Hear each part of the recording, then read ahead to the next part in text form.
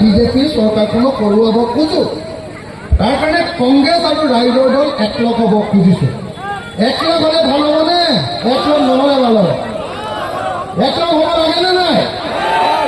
ভালকে কওক, হাত চাত নেভাঙা হ'ল মানুহবিলাক, ঠাণ্ডা পৰিছে নেকি? একলগ হ'ব লাগেনে নাই? লাগেনে নাই? লাগেনে নাই? আৰু একলগ হ'বলৈ যাওঁতে যদি কংগ্ৰেছে আমাক এটাও চিট দি দিয়ে কি কৰিম তেতিয়া? তেতিয়া কি কৰিম? যদি কংগ্ৰেছে কয় যে তহঁতক এটাও চিট দিছোঁ, তহঁতি খালি আমাক সহায় কৰ, তেতিয়া কি কৰিম? তেতিয়া মই কওঁ বোলো উজনি অসমত তহঁতৰ লগত বুজাবুজি কৰি লওঁ, সংখ্যাগুৰু চিটবিলাকত, কিন্তু নামনি অসমৰ মুছলমান চিটত তহঁতি ইমান দিন খেলি আছ, আমিও তহঁতৰ লগত খেলো, তাততো বিজেপি নিজিকে, হয় ৰাইজৰ দল জিকিব, নহ'লে কংগ্ৰেছ জিকিব। হয়নে নহয়? হয়নে নহয়? মই সেইকাৰণে দুটা থিয়ৰী উলিয়াইছোঁ। এক, যে উজনি অসমত আমাক কেইটামান চিট দিয়ক, নামনি অসমৰ মুছলমান মানুহৰ মাজতো আমাক দুটামান চিট দিয়ক, বেছি নালাগে। তেওঁলোকৰ বাপদাদা পাৰ্টি তেওঁলোককে বেছিকৈ লওক, হয়নে নহয়? কিন্তু আমাক দুটামানটো দিয়ক, হয়নে নহয়? লাগে নে নাই? মই এটা কথা কৈ দিলোঁ, আমাৰ দুটামানক যদি জিকাব নোৱাৰে, কংগ্ৰেছক সদায় ভোট দিয়াৰ নিচিনাকৈ দিহে থাকিব পাৰিব আৰু বাপদাদাৰ পাৰ্টিয়ে ভোটহে লৈ থাকিব অকল।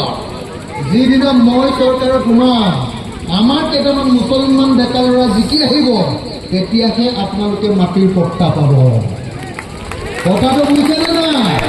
সেইকাৰণে কংগ্ৰেছক কওঁ, মই এটা কথা শুনিছোঁ, এইটো কি সমষ্টি? সঁচা কথা কওকচোন, চেঙা সমষ্টি। চেঙা সমষ্টি AIDFৰ বিৰুদ্ধে আশ্ৰাফুল ইছলাম, আশ্ৰাফুল কি নাম? হুছেইন। আশ্ৰাফুলৰ বিৰুদ্ধে আমি ইলেকশ্যন খেলিলে ভাল হ'বনে কংগ্ৰেছে ইলেকশ্যন খেলিলে ভাল হ'ব?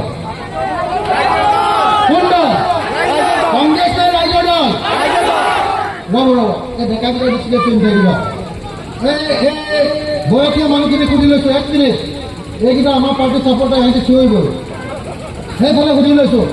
মই আপোনালোকক চেঙা সমষ্টিৰ ৰাইজক সুধিছোঁ, বয়সীয় মানুহবিলাকক সুধিছোঁ, আৰু মহিলাসকলক সুধিছোঁ। মই সুধিছোঁ, চেঙা সমষ্টি আমি এলায়েন্স যে কৰিম কংগ্ৰেছৰ আৰু আমি, চিটটো চেঙা সমষ্টিৰ চিটটো কংগ্ৰেছে ল'লে বেছি ভাল হ'বনে ৰাইজৰ দলে ল'লে ভাল হ'ব? মই প্ৰথমতে সুধি লৈছোঁ, কংগ্ৰেছে চিটটো ল'লে বেছি ভাল হ'ব, কংগ্ৰেছে চিটটো ল'লে বেছি ভাল হ'ব বুলি যিবিলাকে ভাবে, কংগ্ৰেছে ল'ব লাগে এই বুলি ভবা মানুহবিলাকে প্ৰথমতে হাতখন বাঢ়াওক। এখন ল'ব নাই, ৰাইজৰ দলে চিটটো ল'ব লাগে বুলি আপোনালোকে হাতখন ডাঙৰ কেতিয়া?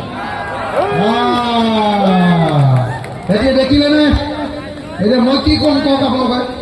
এতিয়া এইটো বস্তু দেখিব লাগিব ৰকিবুল হুছেইন দাদা আৰু গৌৰৱ গগৈ, হয়নে নহয়?